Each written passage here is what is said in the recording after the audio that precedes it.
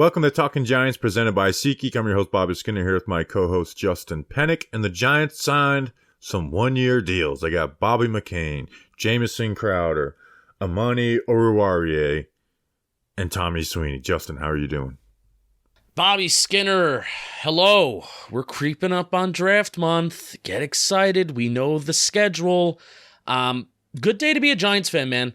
And I say that because the Giants made a couple different moves over the last 2 days, getting these one-year deals, getting these kind of veteran depth guys, some guys with like nearly or over 1,000 snaps worth of experience on a year-to-year basis. It was at September, October, November last year that the Giants were making these sort of kind of depth veteran moves in the middle of the season. And now I feel like these guys have the potential, and we're doing it now instead of maybe in the middle of the season. So I feel good. We're filling out the roster. We're getting that number up to 90 to get the 90 guys on the roster for training camp. We're getting closer. Bobby Skinner, how are you? I'm good. All these guys bring their own thing to them, obviously on one-year deals and most likely minimum contracts. They also have some negatives that we'll go through. And I think they're all guys that could be guys who play and get rotational snaps and start if there's an injury, or guys who could be cuts in training camp depending on how this draft goes. So, yep. But definitely some talented guys that we'll all get into. Before we get into these four new players, Justin, this episode was brought to you by Peter Friedland. Hey, it's Franklin. Justin, who is this turtle? Peter went to patreon.com/Talking Giants. $2 a month, plus some other tiers. Hang out with us. Talk to us. Watch us record the shows live, especially during draft month. If you're, I find that some of our Patreon members, they're late owls. They like to stay up late. They like to put the kids to bed. They like to get home from work, eat the dinner, and then listen to some late night Talking Giants after dark, some might say. So during draft month, we're going to probably be recording most of our episodes in the evening because we got to prep during the day, make sure that we have these notes right. So especially for these draft preview episodes, if you want some background noise during the evenings, we'll be talking these draft positions and all that stuff. Patreon.com/Talking Giants. $2 a month. Bobby Skinner also does some giveaways a couple times a month as well. And if you join the $10 a month tier, you'll get a couple for the $10 a month tier, you get 5 stickers. But for the next week or so, you'll get 7 stickers because I'm going to send the Culture of Violence and Racing with it. So special promo. And you get an extra raffle for a t-shirt. All right, Justin. We'll go in order of these signings, and the first one would be Bobby McCain, coming over from the Commanders at 5'9", 196 pounds. He'll be 30 when the season starts. He is a safety / corner. He's a defensive back. He's played corner in the beginning of his career with the Dolphins before moving over to the Commanders. In 2022, he split between deep safety and nickel, playing primarily nickel, but then the 2 years before that, he was basically primarily a deep safety, playing there 78% of the time over both those seasons. And that's where he's best at his position, because he's a good athlete. He's fast, obviously coming over from the cornerback position. And I see his value at deep safety and kind of deep safety alone. Like, you can bring him down in nickel in some zone coverage situations, and man here in a pinch. But that's where I see his value. And that's where, I think he could be even a slight upgrade over Julian Love as that deep safety in coverage. No other areas, but in that area. Because again, he's fast. He's a good athlete. He understands the position well. He's not going to be a deep safety that teams try and pick on and run post routes at. When you're running play action, he's going to know which route to go and try and cut off when you're, bootlegging to the sideline. But again, that's where I find his value, because at nickel, he's fine in zone, obviously, but he struggles in man coverage. Like I in the film breakdown, I went through some reps of Richie James just totally saucing him in man coverage. And then he has no box value at all. Like nickel, I'm not a big fan of him at the nickel corner, but in the box, he brings you zero value at all. He's 5'9", he's not physical, and he's a bad tackler, so he doesn't bring you any value there. Yeah, every year of his career, he's had over a 10% missed tackle rate. And it actually was his rookie year that his lowest missed tackle rate was 10%. The highest it was in 2019 with Miami, it was a 25% missed tackle rate. He had 540 snaps that year, so it's not like he just didn't play. And then this past year, it was 13.5%, and he played 970 snaps. So he does miss a lot of tackles. Yeah, and he's just not physical at all. Like, you put him in those wide receivers block him with pretty easily. And if you're one of those, and that's another reason why I'm not a huge fan of putting him down there in the nickel position, anyways, is because, hey, like, being a nickel corner in today's NFL, a lot of it is about how well do you play the run. Because they're playing in these in these light formations on defense, especially Wink Martindale, who likes to run a lot of DBs out on the field. Like, you got to be a part of the run game, and McCain's just not good in that. Wide receivers block him pretty easily, even when he has an angle. But, again, at deep safety, like, he's their second best deep safety on the team right now in coverage after Xavier McKinney. Like, Pinnock has the ability to be that, but right now, McCain is a better deep safety than anyone on the team that's not named Xavier McKinney. Yeah, and what I love about McCain the most, and this is with some of these other signings too, these vet minimum signings. His past year with Washington played 970 snaps. 2021, 1,000 snaps. 2020 with the Dolphins, 923. Then 2018, 823 snaps. This guy has a lot of experience. He has experience playing in a lot of different positions, like Bobby says. Maybe he doesn't play him very well. Interesting that you say that as deep safety. Hey, if McCain can make the team, I'm hoping that it can be a week-to-week plan. Wink Martindale showed last year that he is willing to be flexible and he's willing to run with 2 high safety sets. So maybe if there's a week where we want to have 2 high safety sets and we can have Pinnock back there taking half field responsibilities with McKinney, because we feel we feel confident that Pinnock won't be a liability in half field. But if you want to go single high and we want to put McKinney in the box, we want him on a tight end, maybe McCain can be that single high safety. He can patrol there. He can patrol back there, and we can trust other guys like McKinney, Pinnock, Belton to play in the box, do whatever they need to do. So I'm hoping that they use McCain correctly. He said that he's going to come in here and he expects to compete for his starting job, but I hope he's used correctly and he's used to his strengths, and I trust that the coaching staff will utilize that. Yeah, I mean, right now, like you said, on a week-to-week basis, depending on what you're doing. But, like, right now, if you want to put McKinney more towards the box, McCain should be the starting safety. If you're playing McKinney in the box, McCain's the best deep safety they have right now. And he is a high IQ player, obviously coming from that cornerback spot and being moved around a lot. Like, he understands route combinations. Like, a big part of the play action not working at all in that first Commanders game was Bobby McCain, like, coming down from that free safety role and slamming down on some of the play action stuff they were trying to do. That paired with, I rewatched that game as part of my film breakdown with him, and it really, that was the game that really got me really mad at Mike Kafka during that 3-game stretch. But like, he was a big part of that, so he understands that stuff. And he had 4 interceptions. Here's the trivia: 4 interceptions in 2021. 1 off Patrick Mahomes, 1 off Tom Brady, and then 2 off Jake Fromm. Wow. The last play of the Joe Judge era was a Bobby McCain interception. Wow. Huge. Isn't that, like the guy's a part of history. He also had a pick 6 earlier in that game. And I was like, wow. Like, this, remember we watched this game? And it reminded me of the most epic, this game? The most epic fantasy football battle of all time between me and Danny King. Where it literally, we'll never get a battle like that before. Like, at the halftime of the last game of the season, there was a 0.1 point differential, and the lead changed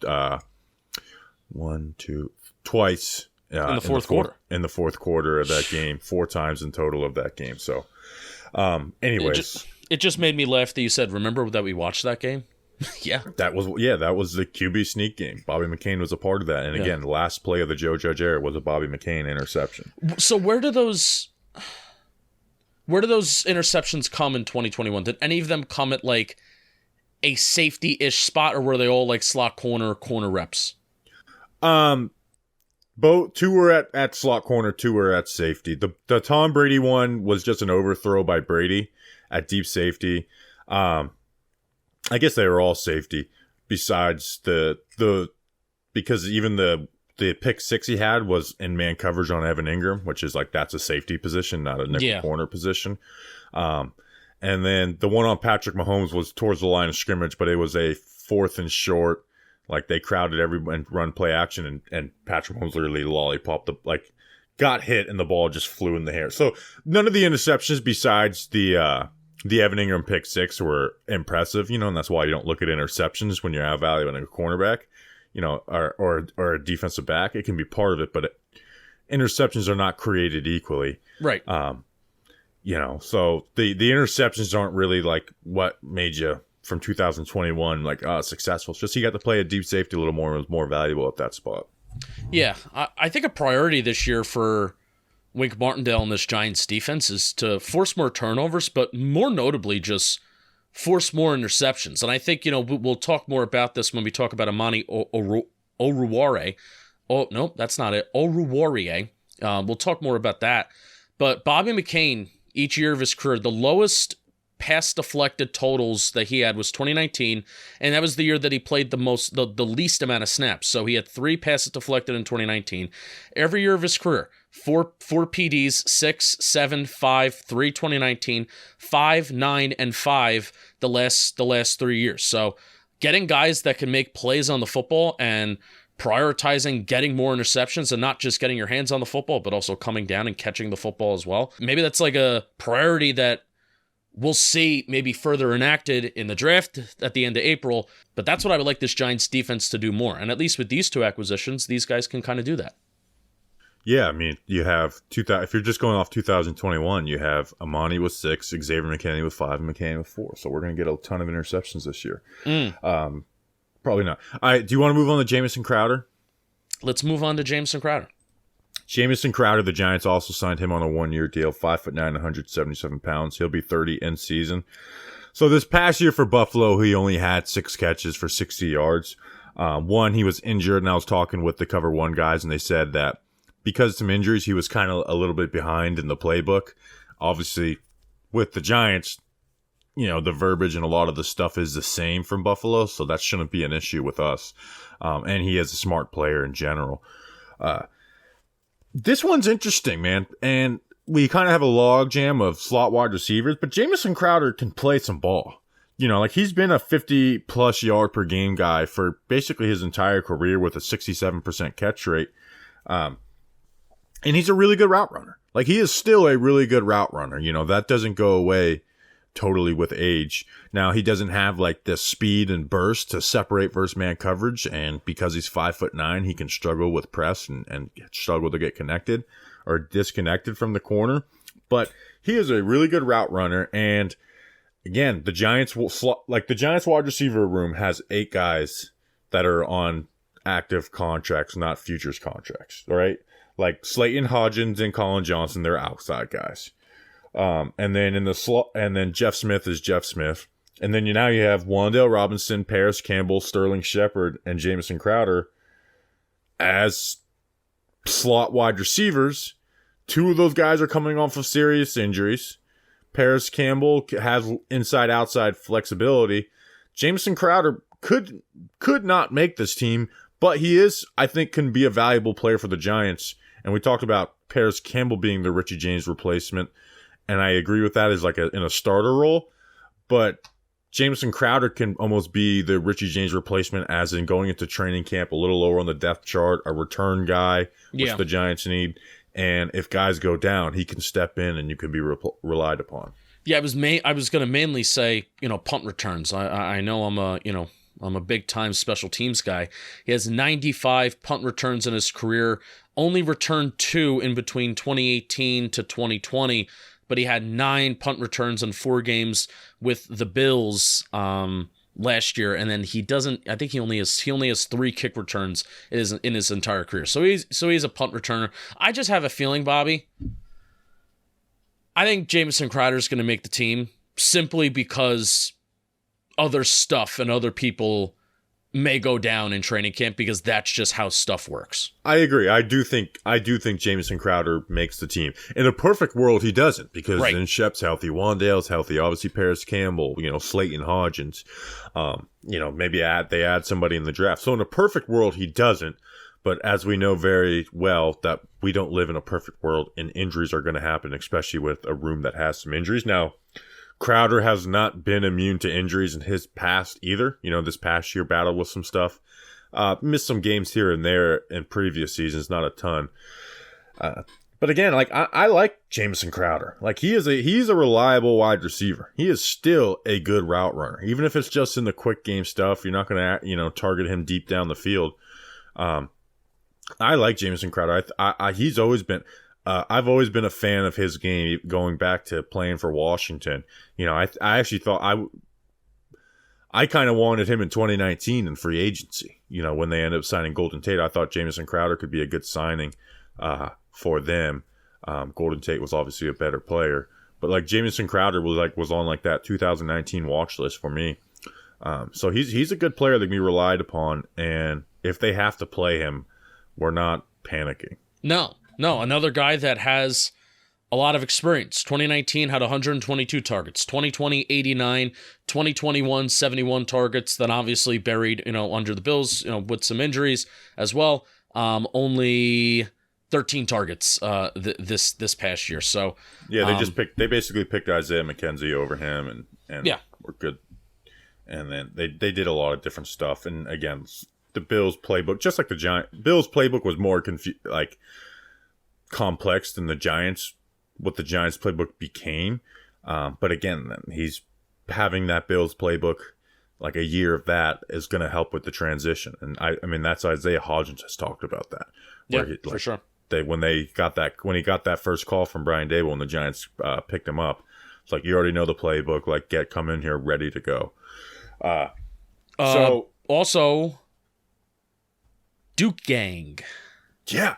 Isn't that crazy that Duke is tied with Georgia for the most represented college on the New York Giants? Yep. With Daniel Jones, obviously, now Jamison Crowder, which as soon as he signed, I was like, I remember Daniel Jones, Daniel Jones, Jamison Crowder, David Cutcliffe video, found it. Devery Hamilton, the offensive tackle, and then what's the corner we just signed name? Leonard Johnson. So now they have four. We didn't talk about him. Yeah, he's a camp body. They signed him to a 3-year deal. It's like that's a UDFA contract. Oh, okay. Bizarre. That doesn't happen. Yeah, he does. It's a UDFA, so it does. Like that's what he never came on with a team, so he's he's just another undrafted free agent. Roger. Because didn't he tear his ACL? Yeah, got it. Talked about him. And then from Georgia, you have Andrew Thomas, Solomon Kinley. Yeah. Aziz. Can you name the fourth? Can I name the fourth? No, cannot. Lawrence Cager. Of course. Used to be like 5 or 6, and they get him into Tate Crowder. Screwed them. DeAndre Baker gone. Yeah. He's gone. Isaiah Wilson gone. Mm-hmm. Who else do we have from Georgia? Lorenzo Carter gone. Isaiah Wilson. You still think he's 375 pounds? I broke the news on Isaiah Wilson. People forget that. Yeah. That he was fat. Yeah, as Isaiah Wilson is. Tough news break for Isaiah Wilson. The peak of Isaiah Wilson, like, this guy's insane, was insane. Like, dude was supposed to show up to the Dolphins after the Titans cut him after being a first-round pick 1 year later. And he's got Instagram stories of him, like, dancing on a car when the Dolphins are like, where are you, dude? And then also the whole Isaiah Wilson thing of even us constantly getting questions of, do we think Isaiah Wilson can step in here and start a guard for the Giants? He kept on missing practices and be like, oh, he's sick. It's like, no, he's not. He's hungover. And he's lying. But look at how far we've come. It's some practice squad 400-pound lineman who doesn't show up to practice. Do you think he could start and step in at guard for what was that? What was that guy's name from Washington that we signed off the practice squad from 2020? He played next to Billy Price. Matt Skura. Can you come in and start for Matt Skura? No. What do you think happens with Richie James? because he's still a free agent out there. He's better than Jamison Crowder. I think he's kind of stuck in a crappy free agent market because he doesn't want to sign for a minimum contract again after the year he had, and I agree with him, but I think teams look at what he did, and as impressive as it was, we talked about it in our wide receiver review, is like he's also a product of scheme and Daniel Jones like playing really well. Like, you know, like I think Richie James' success, he obviously had a big part of it, but a lot of it had to do with the scheme and Daniel Jones' success. You know, you put a different quarterback in a worse scheme, like Richie James doesn't have the success that he had. So it'd be interesting to see what happens with him, because obviously you'd at this point in their careers, you'd rather have Richie than Jamison Crowder. And maybe that's what they're holding out for. But Braxton Berrios is better than Richie James, correct? They're pretty damn similar. Yeah, he signed, 1-year deal with the Dolphins for $3.5 million. And I thought Richie James would be able to milk a 3 for 12 or a 2 for 6. I thought he would be able to milk that, but maybe not. But I don't think it's going to be with the Giants. There's a lot of bodies right now, and they're piling up in the Giants wide receiver room. We're talking about all these guys, and they're all going to make the roster. Why don't you read an ad, and then we'll talk about the 6th interception in one season guy. We'll talk about him. Hey, Bobby Skinner, do you want a better sex life? Yes, I do, Justin. If so, you're not alone. A lot of guys want a better sex life. Up to 50% of men have symptoms that get in the way of wanting to enjoy sex. But Roman, they're here to help. Roman is the digital health clinic for men, offering genuine medication that helps achieve and maintain a strong erection. You don't even need to leave your home. You don't even need to leave your couch. You don't even need to get uncomfortable, go out, feel embarrassed. There is nothing to be embarrassed about, because Roman, they offer discreet wipes that help you last 4 times longer in bed. In men with low T, getting testosterone levels back to normal can help increase your libido. Libido, that's a fun word. You want that back, baby. If medication or testing is appropriate, Roman will send it directly to you and send it directly to your door. Everything arrives in discreet packaging with free 2-day shipping. To learn more about how you can achieve your personal sexual health goals, go to ro.co/Jomboy. Today you get 20% off your entire first order. That's ro.co/Jomboy today. Bobby Skinner, you'll be glad you did. Ashawn Robinson. Yeah, I don't believe you that you're telling me this. You Go look at Jordan up, Renon's tweet. You went up, you got up. I'm looking at it right now. And Adam Schefter. You went up, you got up, and you said, "Oh, I'm going to prank Justin." I don't see him. Nope, I've been scrolling. You don't have tweet notifications on? No, I don't have tweet notifications on for anybody. That's why you're always late. That's why you don't know this news. All right, hold on. Let me publish the film review. No, you're fooling me. I hate that you don't fall for it. This is really disappointing. No, it's the first time ever. They wouldn't do that to us at 10 o'clock at night. The Giants did sign cornerback Amani Oruwariye. We're just going to call him Amani, or Amani Oruwariye, or something second like best Amani in franchise history, some are saying. This is an interesting signing. Like, no matter which way you slice this is interesting. He's 6'2", 205 pounds, 27 years old, was a 2019 draft pick by the Lions. We actually talked about him on our 2019 cornerback draft preview. Wow. This last year was flat out horrible for him. You know, he got benched by the Lions, who were not a good secondary at all, not a good defense at all. He gave up 39 catches on 52 targets, 504 yards, 4 touchdowns, 0 interceptions. The year before, gave up about, 58% of his passes, 582 yards, 2 touchdowns, but 6 interceptions. And these were some really good interceptions in there, too. Like a couple a Lamar Jackson duck and a Justin Fields ball that got tipped. But these were some good interceptions that he made. So the film breakdown on him, there's things to like about him that will fit what the Giants want to do. And there's also things where it's like this guy could also be unplayable and a liability on the field. And it'll be interesting to see what they get out of him, what the plan is for him. Because obviously at 6'2", he is a long corner. And he's best in press situations, whether that's press man or press zone. That is when he's absolutely his best. And once he can get hands on guys, he does well. You know, there's reps versus Isaiah Hodgins where he did really well against him, getting hands on him and staying connected through him. And with that, he has good ball skills. Like, he's not lucking into these interceptions. He has a lot of pass breakups. Like, he knows how to play the ball well, which is an underrated skill by cornerbacks. Whether, there's corners who can be solid in coverage, but they have no ball skills and they can be targeted and exposed that way. With that being said, when he's in off coverage, he's horrible. Like, flat out, some of the worst cornerback film I've ever seen in my life. Like making the 2019 Giants corners look good type film.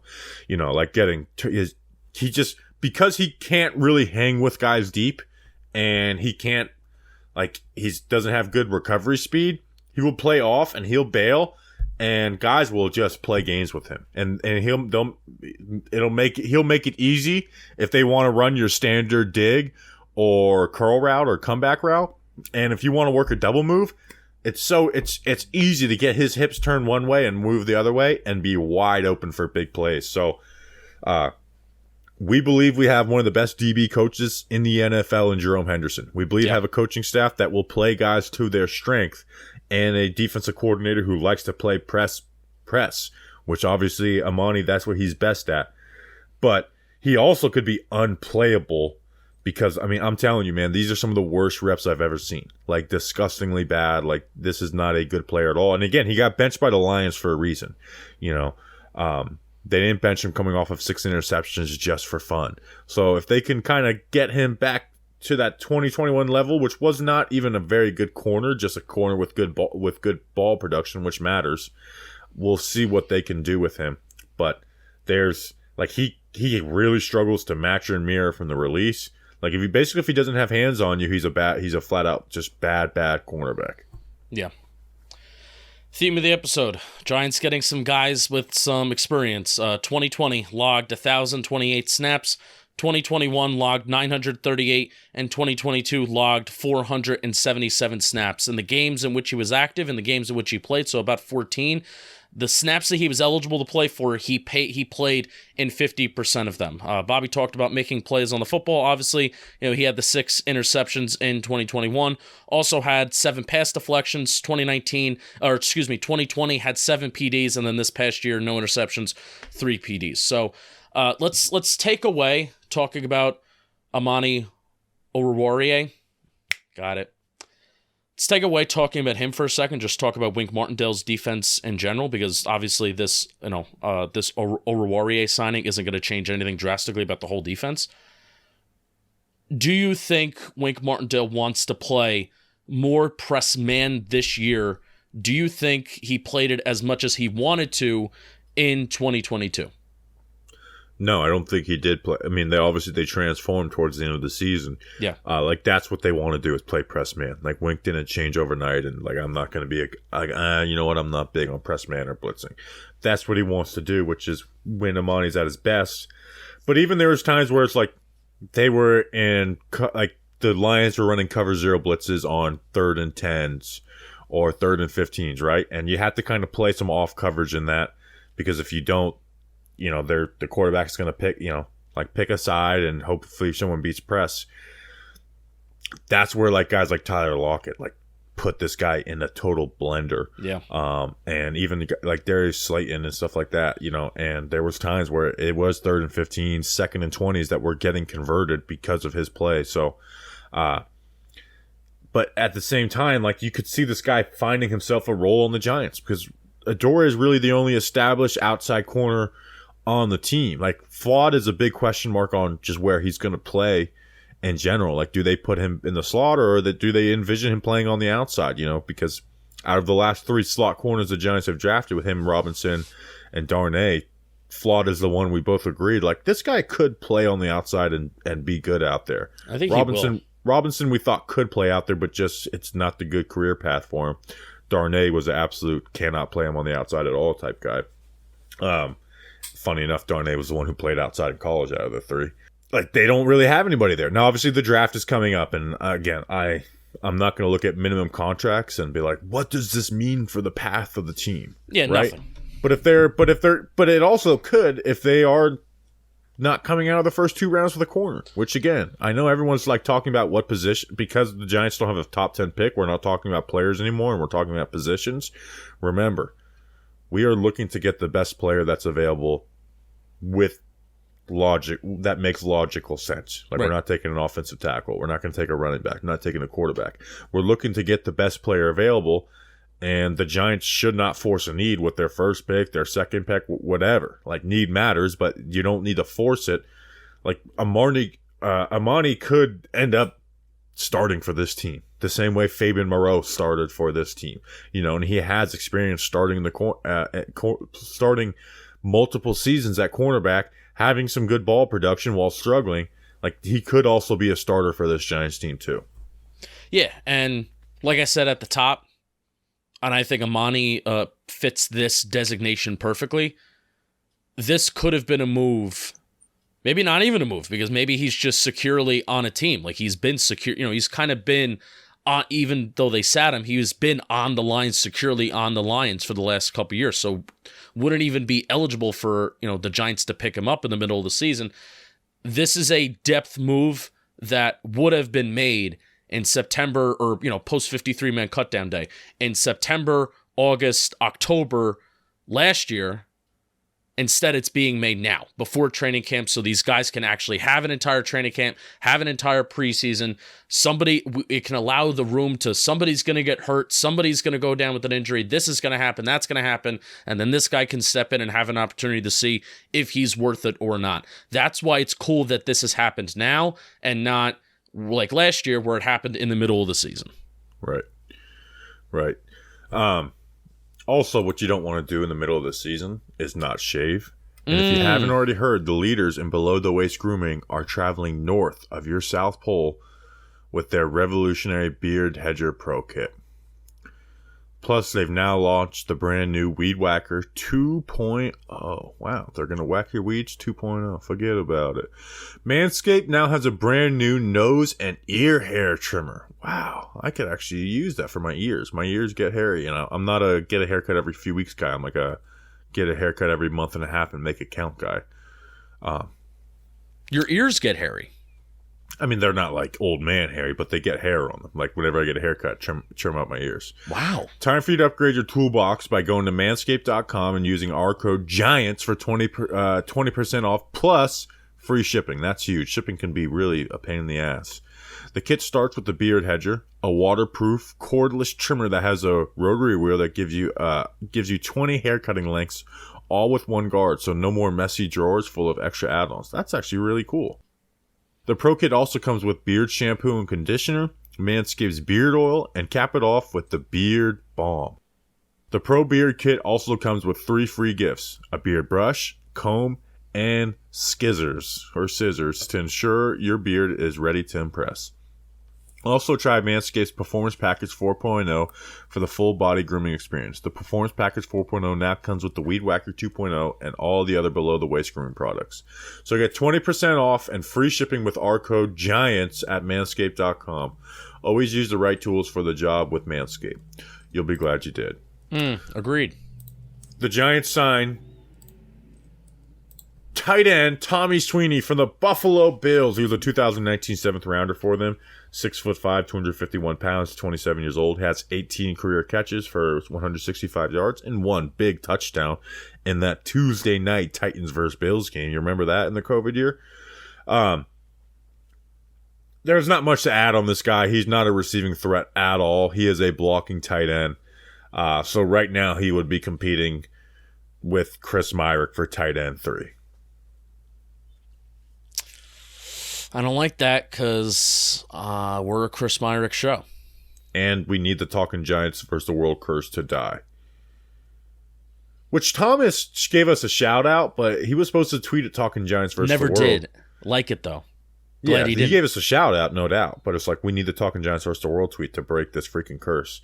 So he'll be used as a blocker. He didn't really have any H-back reps, like a couple here or there, in that fullback spot. So I think that gives Myrick a little bit more security because he's played that role more comfortable in it. But Sweeney is a good inline blocker. He's been used in those situations pretty regular. Like, that's what he's been used as. And since his rookie year, he's basically only been used in that, where it's like that and some block and release stuff. Where in 2019, when they played him, they actually let him move down the field, and he had some big catches for the Bills when that Bills room was very young and bad. John Brown, rookie Dawson Knox, rookie Tommy Sweeney. So that's what he is. This is a come in and fight for tight end 3 type signing. That was my nickname in high school, Young and Bad. Who is the better blocker, naturally? Chris Myrick, or not? I'm not talking about, H-back, just who's the better inline blocker, Chris Myrick or Tom Sweeney? I'm not going to sit here and pretend I've went in depth on Tommy Sweeney's blocking reps. Yeah. I talked to the Cover 1 guys about him. But I'm just going to lie and say Chris Myrick. There you go. Okay. All right, sold. So, can we do a quick exercise? Chris Myrick has more touchdown catches than him, too. Agreed. Can't deny that. It's a fact. Can we do a quick little exercise? Chris Myrick can't be stopped. Tommy Sweeney, I clipped up every single catch in his. Yeah. And the people were saying the guy cannot break a single tackle for the life of him. Chris Myrick has broken all the tackles. I want to do a little exercise. Out of these 4 guys, do we want to make early predictions? Who makes the team, who doesn't make the team? They don't matter now. Yeah. But I want to do it. I'm going to say Bobby McCain definitely makes the team. Yep. Amani, I'm going to say he makes the team. And Crowder makes the team. I think the first 3 guys are going to make the team. And then Sweeney does not. If everyone stayed healthy, I would say Crowder probably doesn't. I don't think Sweeney makes the team. And that's not even like a Chris Myrick thing. I just don't think Sweeney's going to make the team. Because you have Lawrence Cager in there too. I think these 3 of these 4 are making the team. Because Crowder, it's like you can't ignore the injury issues with the other slot receivers, and Crowder's a solid player in the NFL. McCain, the safety with the loss of Julian Love, they kind of need him. They need that guy, and then Amani, again, cornerback is right now at cornerback. We have Adoree Jackson, Cordell Flott, Aaron Robinson coming off of a huge injury, Darnay Holmes could be a surprise cut, by the way, because he got that contract raise for reaching a snap share in his first 3 years as a day 3 pick. I don't think he would be, but he's definitely a candidate. Are there any more cornerbacks on the roster besides those 4? Yeah. So you got Flott, Aaron Robinson, Darnay Holmes, Adoree Jackson. Who else? Nick McLeod. And who else? I think there's one more. All right, go ahead and check. Because this is low-key big.